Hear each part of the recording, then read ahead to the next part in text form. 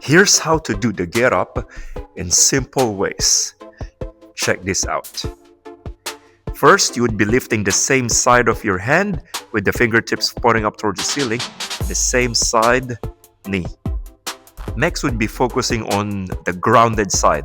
So you'd have your arm pointing out to 45-degree angle. Then do the same thing on that same side of your grounded leg. Next is pushing the heel of the bent leg's foot in order for you to create this hip shift or this side hip thrust.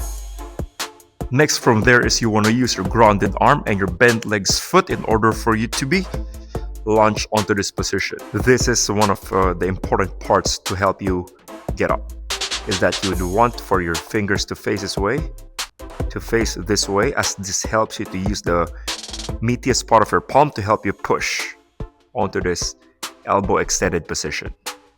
And once you're on this position, you have two options on how you can progress further.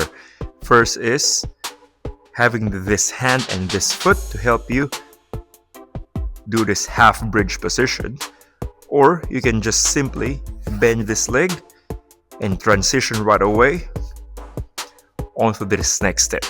So first step here is, or option number one, straight leg, high bridge, and sweep over. You want to make sure that your wrist and your knee stays in line. Or option number two, bend your knee right away, then proceed onto that wrist and knee in line position.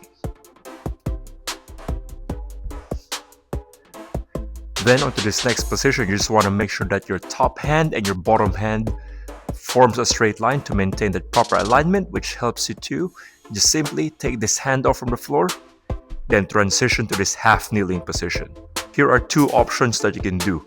First is rotating from your hip for your body to face this way, or rotating this front leg in order for your body to get into this next step before you stand up. Then before you stand up, you want to make sure that you're getting help from both legs, but majority of your help should be coming from the front leg. The back foot is just there to help you finish off the transition from this foot being behind to this leg being beside your front leg.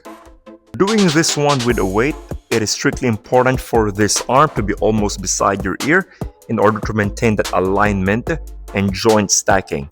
Otherwise, if you're just doing this one without any weight, then this arm can just be slightly above you, but doesn't need to be very strict that it needs to stay beside your head. The getting down part is just quite simple. All you need to do here is just reverse those steps that you have done. You just want to make sure that you're getting more familiar with the points of contact, and you don't want to be rushing it. You want to try to go down as controlled as you can.